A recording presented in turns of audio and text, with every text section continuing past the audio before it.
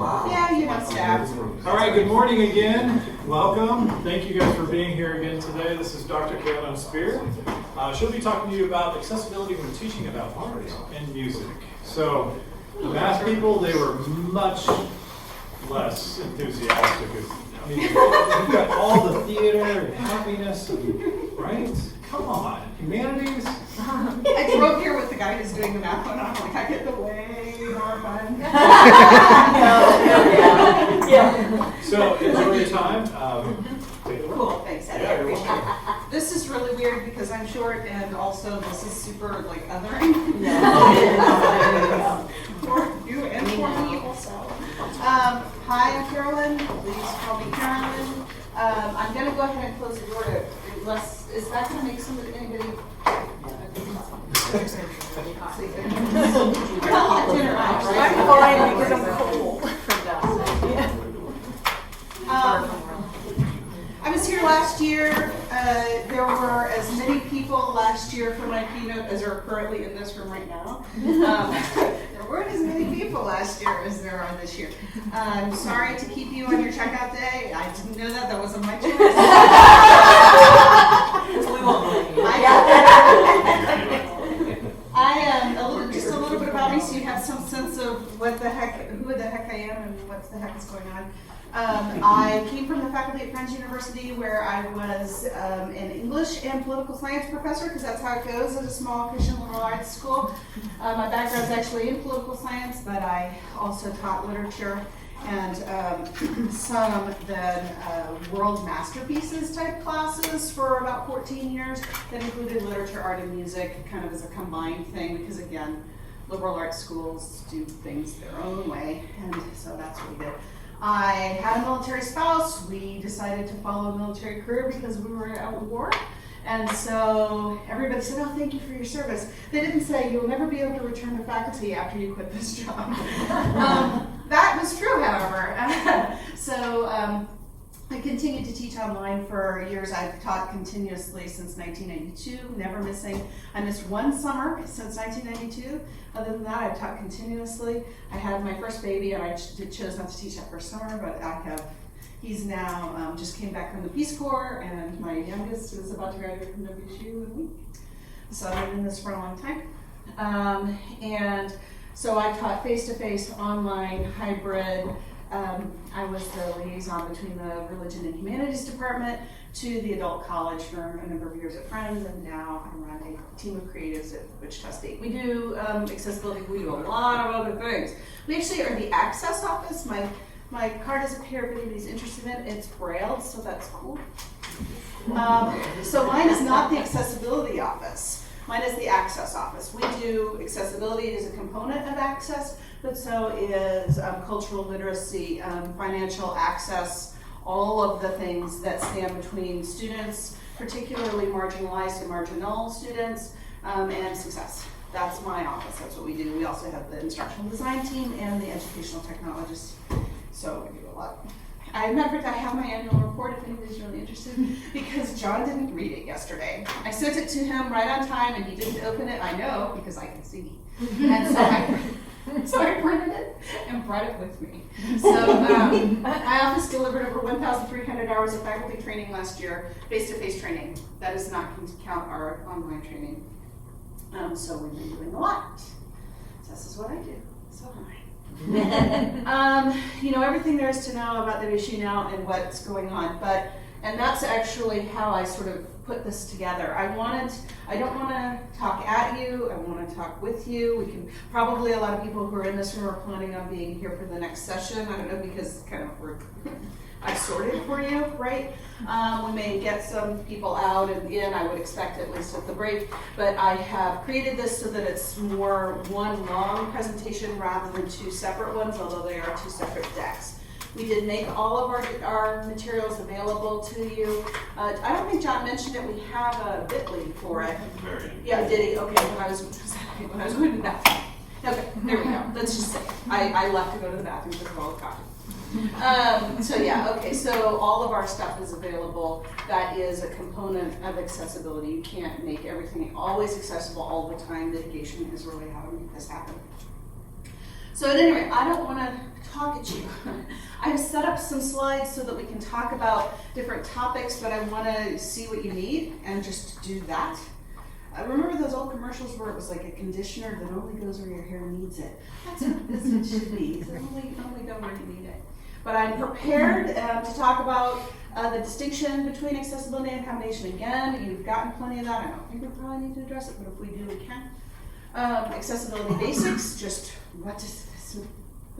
The concept of universal design. In the next time, we'll talk about universal design for learning, which is a completely different thing. And I keep telling Blackboard, for God's sake, quit calling it UDL, because they have they go on the road and they go to schools and they talk about UDL, but they're actually talking about UD. And I'm like, no, we're not talking about UDL. So we're going to talk about universal design here, and then how that's distinct from universal design for learning after the break, if that's useful.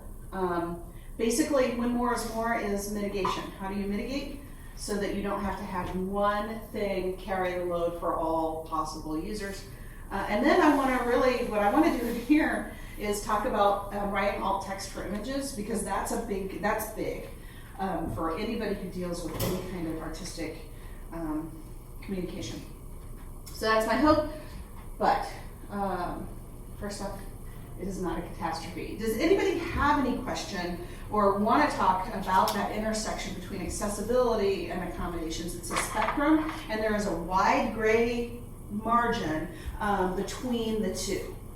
So I can talk to you about that if you're interested in it. John talked about the idea that accessibility is what we do in advance for populations, and I think if you've taken that in, then we're probably good with this. Well, I've noticed when I've been doing some of the images that Blackboard and Microsoft don't agree on what is accessible. Right. And so I'll be in there and I'll be writing the description for the image, and Word says I'm great, and then I go back to Blackboard and it says I did nothing. Yeah. So It that's may not be how- that. So there's more than one thing going on with that. That technical problem. As I hear you, stranger person, what's your name? Kirsten. So Kirsten, when I hear two questions. Yeah. 3 really. Am I wasting my freaking time? No.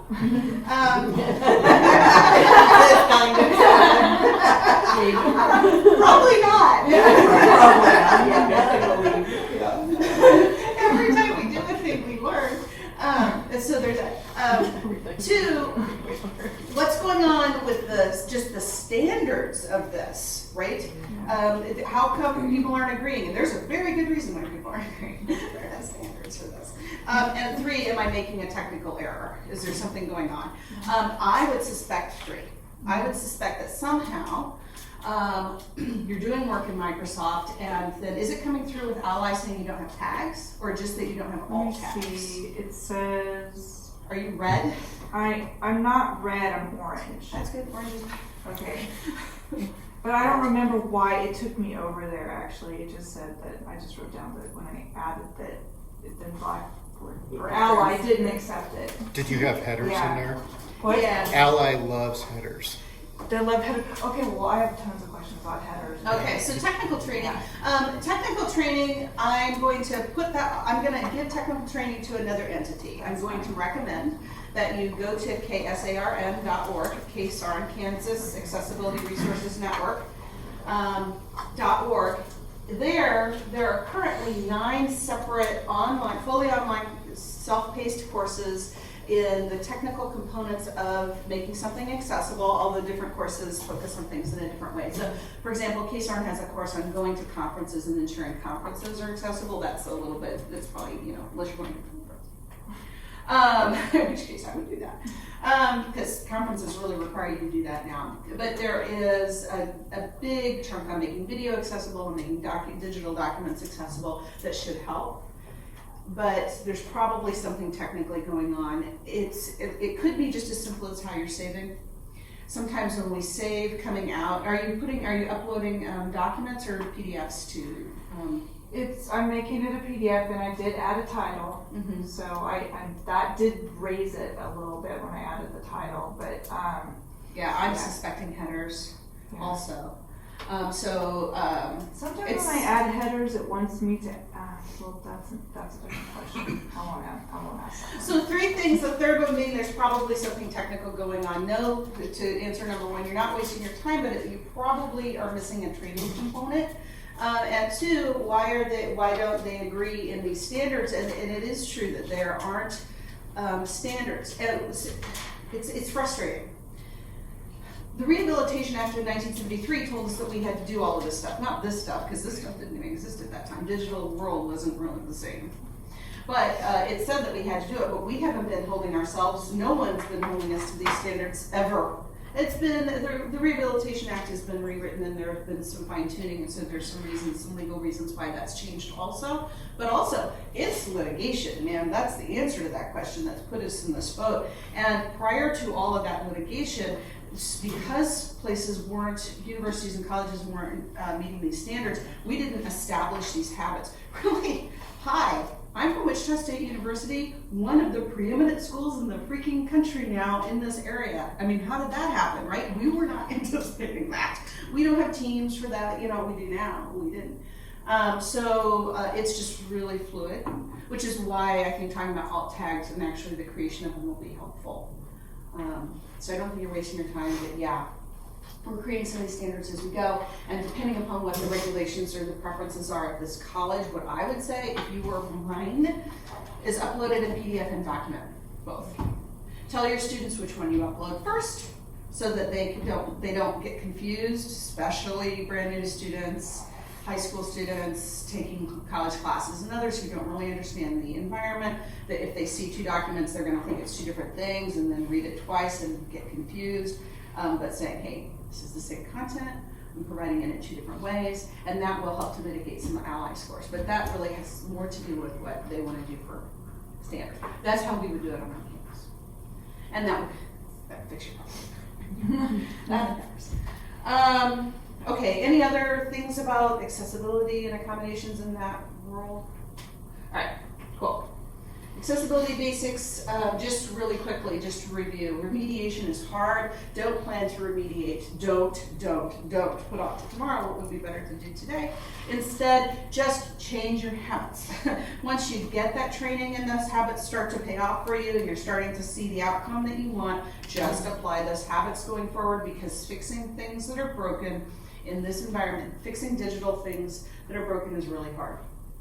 So I used to, back when, I think when I had more estrogen, I just don't think I have enough estrogen to do this anymore, but I used to do needlework. I really liked to do needlework. And when you do needlework, if I show it to you and it's framed, then you look at it and you go, oh, that's lovely. But if I showed you the back of anything that I created, you'd be like, oh, it's terrible. The back of everything my grandmother created was perfect. The back looked like the front. It's supposed to look like the front.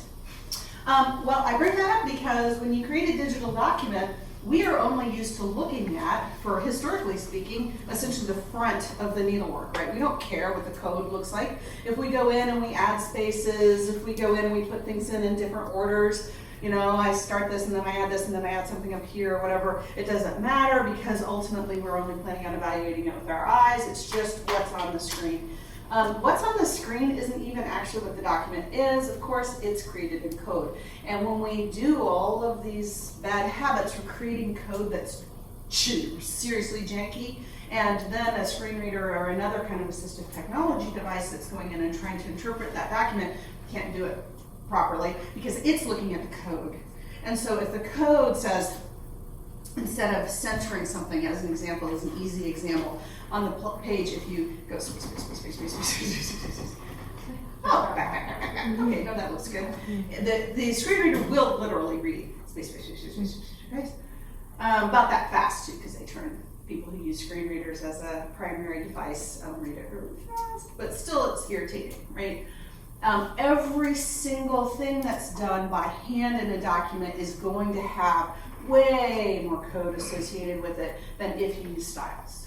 So a straight up accessibility basic is learning how to use the styles and the tools that are in your word processing program. We're a Microsoft school. I'm accustomed to talking about Microsoft, but even if you don't use Microsoft products, it doesn't matter. What you use has tools. those tools have optimized the code, it will create a more robust digital document. Since you brought up spaces, can I ask you? Sure, Because please do. I was working on a worksheet that I had created yesterday or whatever. For day it paper was. distribution. Yeah, for face to face, and but I also posted on Blackboard, and so I had this space between each question, so they had room to write what they needed to write. What do I do instead? Are you using Microsoft Word? Yes. If you go to paragraph, it's depending upon whether you use a PC or a Mac. So you're going to to edit your style, and you go to paragraph. It will then give you the option to say how many spaces you want at the end of every paragraph. So when you hit return, you can put in, give me whatever, an inch or 2 inches right in paragraph. And then when you're typing it, you type one thing, you hit return, and it's going to give you that next It'll space. always do that. And that will be acceptable. yeah, I mean, yes. I mean, certainly. It's also really going the extra mile. By the time we're worrying about whether or not we are hard coding in our spaces and our paragraphs, this is not the first thing, that would be the biggest concern I would have about the accessibility of any particular document. Yes. Just no underscores. No underscores. Don't put underscores to fill in the box there, because the Oh, screen to make the reader lines. will literally read underscore. So keep that in mind too. It looks visually appealing, but when you listen to it, it's not. And since you're a Blackboard school, if it were me, actually, what I would say is, you could do that in a test. You could build a test using the test tools. You could build a worksheet in the test, and everyone could fill it out digitally, which would then give you an easier way to receive them, time stamping, and all kinds of other things that would benefit you. But It's not really graded though. It's for the purpose of reading and for them to prepare before they come to discussion. Yeah. Yeah, so that itself, the fact that you do that is a really good accessibility choice. That makes it much more accessible for people with learning disabilities, with processing disorders, with attention disorders, with freaking kids talking. I would have no attention disorder if you would shut up. Yeah. All of that will structure that experience for them way better. And that would be the thing I would focus on first. Changes to your editing styles, we do that. Streamline, avoiding unnecessary visual complexity. I don't need to tell people who work with visual art, particularly that unnecessary visual complexity is irritating. I have a team of designers who work for me, and so they're always I call it killing puppies. They're always in there killing the extra junk that people put in their classes, so the flashing things and all of that stuff. It's don't do that, because they're visual designers. They can't stand it. Be very careful about having color alone carry communication. The best example of that I can give you would be, say we have a sheet that you've even handed out in a face-to-face classroom. You say, okay, here's our schedule, and you'll notice some of the dates on here are in red. Every date that's in red has a quiz or a test. But if we don't say, don't communicate that in some other way, people with red-green color blindness, lots of people are colorblind and don't know it, can't tell. So that's a specific example of a particular kind of problem and a particular habit. But saying red and underlined, then we're doing it in more than one way. It's fine to have color carry communication, so long as color is not carrying it alone. Yes, sir. Okay, so I teach color theory. Yeah, okay, color And it's not online. Okay. The only thing I've ever used Blackboard for is to put handouts on it, so they don't ask me at 3 in the morning. Right, exactly, yeah. How does any of this, I can't describe color to them. True. They have to know shades and tints. I've had a blind kid take the class. Didn't go so well. No. So I'm just wondering, what do they want me to do? Yeah, so my working actual artist who works for me also teaches color theory, and teaches color theory online. I should put you guys together. You can use your resources. But John Hammer, do you know John? No, okay. You never know. This is small place. He owns Roxy's downtown and works also, because if you're in theater, you have another job, so. So he also works Yeah, Wichita State calls the class I basically teach foundation design too. Oh, I see, yeah, now he has a color theory class Yeah, that it's he like, just you know, it's the developed one where for. they're painting in gouache. Mhm, the whole yeah. time. Yeah, he just developed a color theory class, it hasn't launched yet.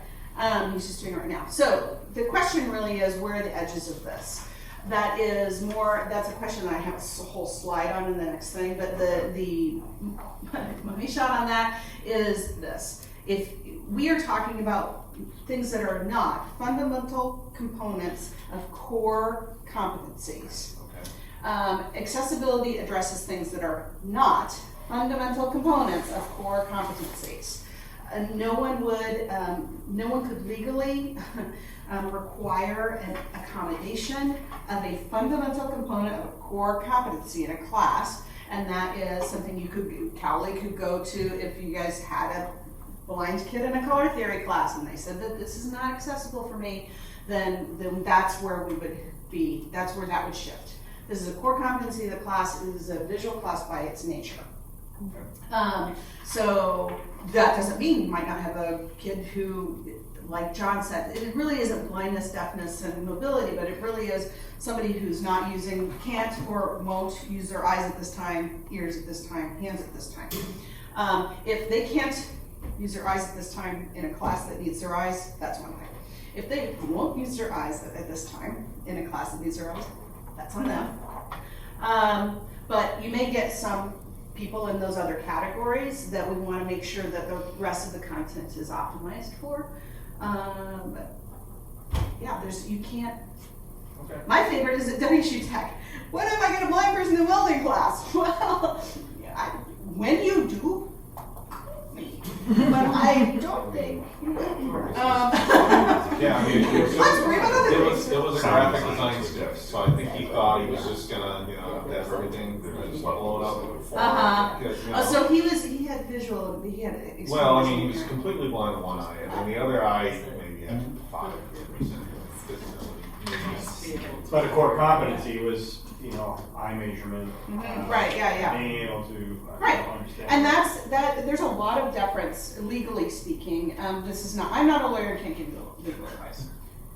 There's a lot of deference, legally speaking, given by the courts to academic providers for that idea of foundation, that fundamental alteration of a core competency. If you can express it in that language, that you can show why you were making that determination. They don't have to agree even with your determination. You have to show why you were making that determination. And that thing has never been accommodated before. If there is a history ever of it having been accommodated, you're really on shaky ground at that point. So for example, actually what comes up for this particular issue the most is giving additional time on tests. If 95% of the faculty give additional time on tests, or this particular faculty member or this particular class taught by another faculty member has given additional time on tests, it's going to be really, really, really hard for that one faculty member to make the argument that that's this fundamental alteration of core competency, because there's all these examples of it not being. But if you're going to say, whatever, if you're talking about color theory and you have someone who is profoundly colorblind for whatever reason, because they're blind or they're colorblind or whatever, then that's way more defensible. That would be, if you're interested in accessibility law and you just really want to know the edges of this, I can strongly recommend that you take a look at AHEAD. It's AHEAD, AHEAD. They do special training events, and one of their training events is 14 hours in disability services law. And then they have another 14 hours of advanced disability services law, and they refresh it every year so you can stay. So I've been doing that for a while now. And that's a big one. And this is probably going to become more important as we figure out what the ledges are, right? Because right now we're just in this great big open space and it's not really clear what's going on. So yeah, me putting the handouts on there, for instance, even in the description, how do you describe that? That's a wheel, and in this wheel, it has colors in it. Yeah. You need to take said colors and put them in the wheel. What do I write in the description? Right, yeah, I would say color wheel. fit with me. Okay. All right. And that's what I would tell you to do. But so we'll see what you guys, but it's very specific. And then you're sitting there and have this set of habits for this one class that may not extrapolate into other classes. And so you have to be, aware. But ultimately, so any English teachers in here? Orwell, isn't it Orwell's essay, The 9 Rules for Great Writing? Something like that. And the 9th or the 10th one is break all of these rules before you commit a barbarism. So, don't commit a barbarism. Don't spend your freaking time doing that you're going to have to do. So that's not what I would agree. And don't catastrophize, because it's, for the most part, the choices it would make are going to assist a whole bunch of students. Accessibility is about assisting populations and students, not about just the preparation for one phantom future student who might or might not come here ever, B, take my class. Right, but instead thinking about populations and optimizing what we have for populations so that those students, much more common, somebody who comes here physically but lives 40 minutes away, and they would benefit a lot from being able to listen to content through an MP3 version in their car, because they don't have all of the time in the world, right? Well, Ally will make an MP3 version of an article for you if it is properly formatted and if it is uploaded correctly. That is going to benefit a lot of students. We're never going to get to alt text. I really want to get to alt text. KSARN, go to KSARN and take a look at what's in there. The design for everybody, right. The takeaway from this is just getting into the habit of privately asking yourself honestly, am I systematically excluding anybody? And if I am systematically excluding anybody, and I mean population-wise, are there types of people that are getting systematically excluded? If I am, is that necessary? So the answer might be, in certain particular cases, yes, it's necessary, because there's something fundamental to this, that it's necessarily excluding, it's exclusive.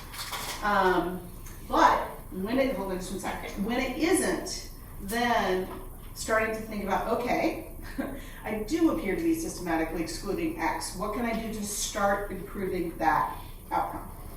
Not how do I fix it by fault? Not, oh my gosh, I'm never going to get another contract out of this deal unless I get, but instead, okay, honestly, I can see, yeah, no, I'm not serving these people. How can I serve this population of people better? How can I improve? How can I use the tools that are available to me, improve the training that's available to me? Yes, ma'am. Okay, so I teach cultural anthropology and geography, and we talk about art a lot. We also talk a lot about, we look at maps and stuff in geography. Sure. Sometimes in my anthropology classes, especially when we talk about art and culture, I will put up, a lot of pictures up on the PowerPoint, especially like The Last Supper, and we'll talk about it from, okay, we don't know anything about this painting. What do we see? What could be symbolic? What could we learn from this, knowing nothing about it? Well, obviously, if I have visually impaired students, that's going to kind of exclude them from that discussion a little bit. But the idea is to get them to think about things without being ethnocentric. Right. So, is that, I don't know how. What do I do with that? Yeah. Right. Okay, so the answer, I would say, if you were mine, and we were breaking down your course and looking at it, would be, okay, that's a great assignment. Can we think about that assignment maybe using a piece of music? Not that we're going to use it this time, but that we have that, we've thought that through. Could we take a poem or a piece of scripture? A scriptural, discussion of the Last Supper might augment that piece, so that we're coming in on a minimum of 2 cognitive channels. That's really our goal, is to try to get everything that we can in on 2 cognitive channels. Sometimes we cannot. We're on a visual channel, and that's where we are. And we talk about visual art, but then we also talk about music. We talk about the literature and poetry, and we do look at those. We watch Hamilton, for crying out loud. Yeah. But when we talk about visual art, I don't know how else. to do it when we need to talk about it from what are, as an anthropology student, what can So we do with if, this? and if you get to a place where you're asked to accommodate or told to accommodate for a visually impaired student, then you already have done a lot of the heavy lifting because you're already addressing that in many ways. You've already identified that you have particular things that you're concerned about. You're there. You're ready to accommodate. If you got somebody who was blind in August, you'd be fine. You've already done the heavy lifting of that. Now, there are going to be some assignments probably that need an equally effective alternative access. They need an equally effective mode of communication. That is an accommodations thing. That is for your accommodations team to help you with, not an accessibility thing. Okay. All right, so to that point, Yes. when you have Was it an Mark, right? when you have an alternative, Uh-huh. let's say a film or a clip, Uh-huh. and you have it with text or with subtitles, Right? are you then required to use that alternative only, exclusively? So- because that affects the content. Right. I mean, these things are made Yeah. to not be covered in words. Right. So there's more than one thing there, and that takes us back to that accessibility versus accommodations question, right? And like I said, there's a lot of gray area in the middle of that. There are going to be some ways in which that's just a situational decision. Let me shift that over to math, for example. We have online math classes, our math instructors did the videos for them themselves. And there was a lot of writing on a bamboo thing and having it show, and if you turn the captions on, which are accurate now, then it covers up a bunch of the screen, right? So what do we do with that? It's obviously a problem. If we had a student who was deaf, that's actually, we have a problem when we know it. But students can turn it on and off. So if they are getting it delivered to them digitally and you're giving them the opportunity to independently control whether or not they turn it on and off, then you're just done, and I wouldn't worry about it. If it's in a face-to-face class and you are concerned that the captioning is going to obscure the educational component of it, I would say, I'm going to show this and I'm not going to turn the captions on. If you think that you would benefit from watching this again with the captions on, let me know and I will send you the link to it or whatever. And you can go home and you can watch it again with the captions on if that would assist you because English isn't your first language, because you have an auditory processing disorder, because you have a learning disorder that's going to make you mean that you're going to want to do it twice anyway. Those kinds of choices will improve the accessibility of that. But ultimately, no, you don't want to commit barbarism. You don't want to, in an effort to make something more accessible, make it less accessible. So it's going to be a call. So I want to talk about that too. So because I always worry about this in that I was taught my graduate degree is in education. You should be always thinking about all these different types of learning. Mm-hmm. So that includes visual learners. True. So a lot of the things that I have created are including visual learners, but I'm finding that I'm having to take that aspect out completely to make it accessible in this respect, which means then that I'm excluding visual learners. Yeah, so lots has been done on learning styles since then, so there's a lot to be said about learning styles. Setting aside whether or not learning styles has withstood the rigor of research or not, the point is well taken, right? If we're talking about access in general, we don't want to narrow down, we don't want to truncate what we're doing because it's easier to do this narrow thing, right? Regardless of our motivation for doing that, we don't want that outcome. So you don't want that outcome. But are you systematically excluding people? That's really the question that we come back to. Am I making choices that are systematically excluding people? If I am, is that necessary? That's a follow-on question, and it might well be true that it is. If it is not, then how do I start thinking in terms of a broader example? And I would come in with I get it. We have Ally, we have these tools, we can go in and look at courses and say, oh my gosh, it's only 22% accessible, what's going on? And our team, I have the auditors work for me also at WSU, and our team, that's just that score, that's a component of what we look at.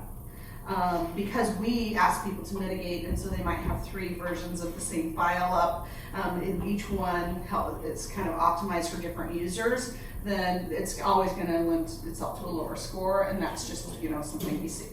If you have something that you feel like legitimately, I've thought about this, I know why I'm doing it, I'm making these choices here, the outcomes for my classes, it's how it's consistent with it, here's how it's aligned, it's a QM class and I'm beautiful, it's perfect, then being able to say that, this is why I've made this choice, this is what I mitigate when I need to, this is how I mitigate it, then that's the conversation that I would shift you to. After you have legitimately thought, quietly and personally, by yourself, with nobody listening to you, is this really the best choice? And if in the end it is, it's the best choice. And then you tell someone. So on Blackboard, Carolyn, can we have both of the options, Yeah, like you said earlier, right? Right. So I can have this, and then I can maybe even just have a little saying, if you need an accessible version, then If I you can prefer it. provide it to you. So it doesn't matter if on Blackboard we see the orange then. So I can't speak to Cowley's procedures and policies on those, and I don't know. I can only tell you what we would do.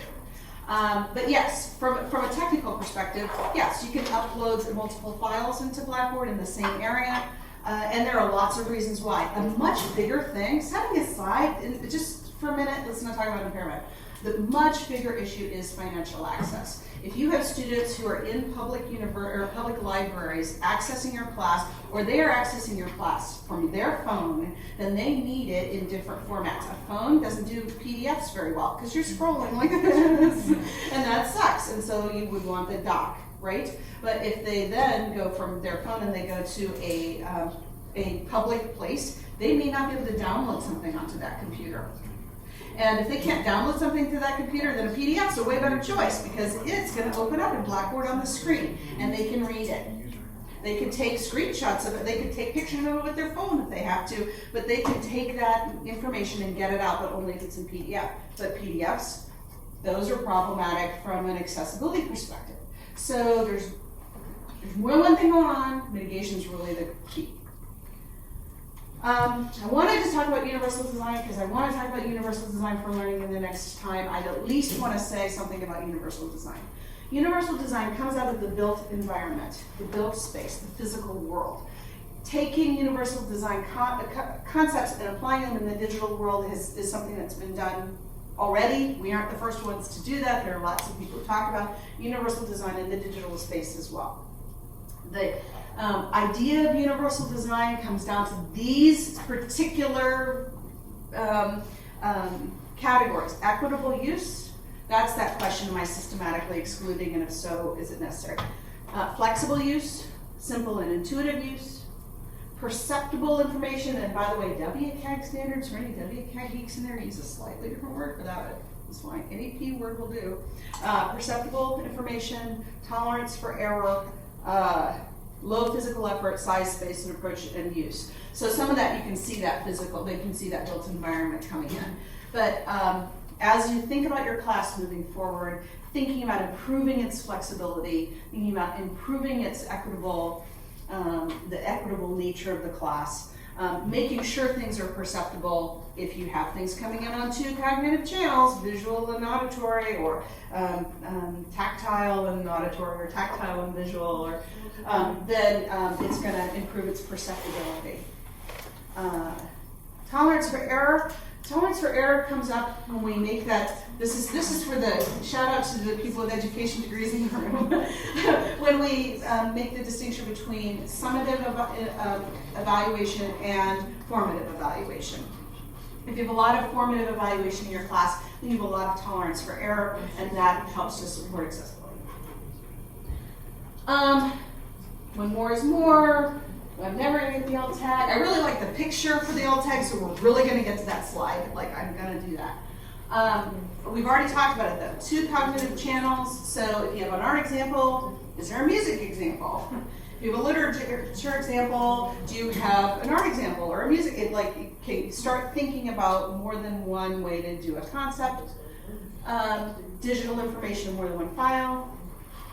And then consider offering more than one project type for those big summative evaluation. So formative evaluation, because it's flexible, has a lot more room for error, right? Because they maybe can do it again, or there's lots of things that they can do because it's formative, it's a learning evaluation. But when you get to ones that are summative, where you're actually applying final grades or other kinds of high stakes opportunities, then thinking about having more than one project type would improve accessibility. That really is a universal design for learning component that will, like I said, that's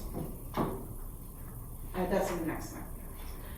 Alt tags are the most interesting thing and most difficult, and so of course I saved 4 whole minutes for it.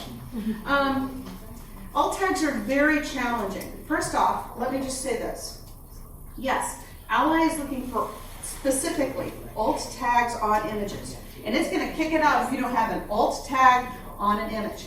But technically speaking, you only need an alt tag for an image if your image is not otherwise fully communicated in some other kind of way. And so throwing in an alt tag in it, say for example, I have a whole set that people are reading, this whole big thing, and there's all this content, this image only contains content that is also contained narratively. Like this is just, it's not adding any additional information. It's just there to illustrate the concept. Then a simple alt tag is perfectly fine.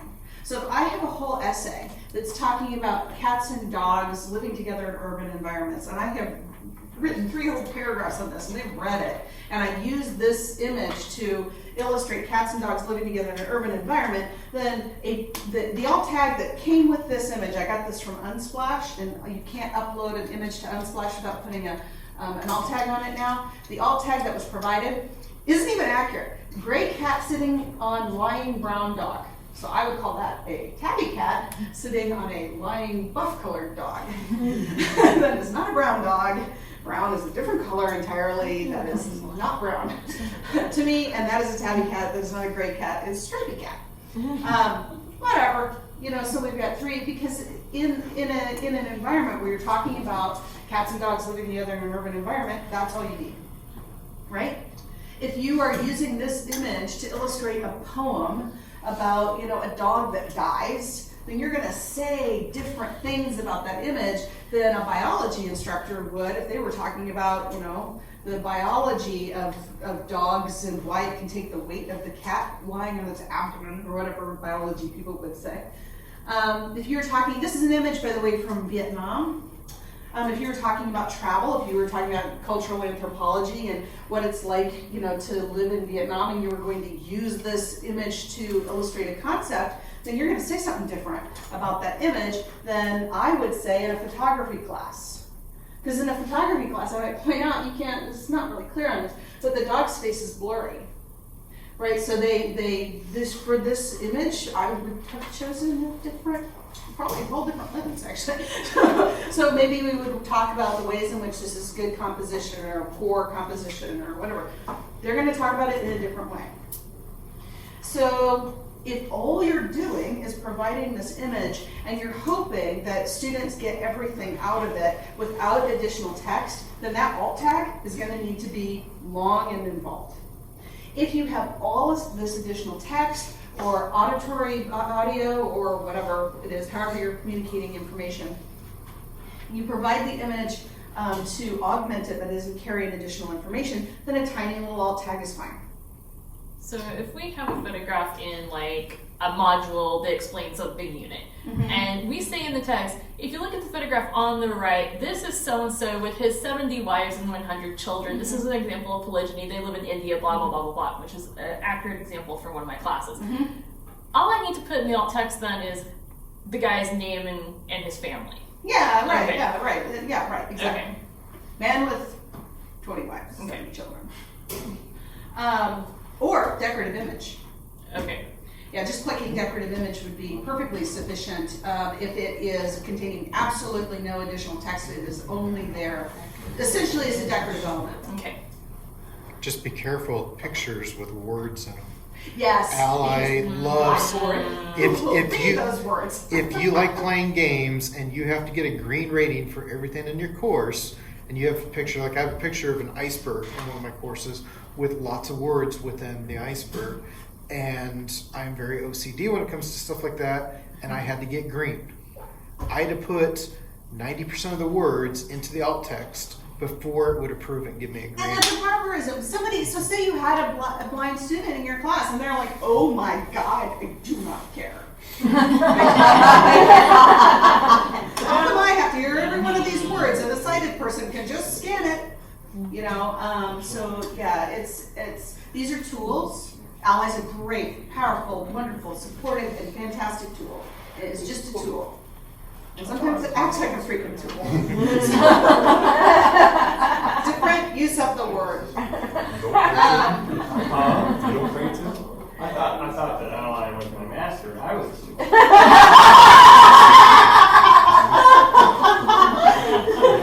Let's be careful with having more than one master, because we're going to start loathing one and despising the other. Yeah, so, yeah. There you go. It's time for us to take a break. When we come back, for those of you who do come back, what I want to talk about then is, okay, so what about if we're really talking about the creation of things, what do we do then? And then we're really going to talk about the edges and fundamental alteration.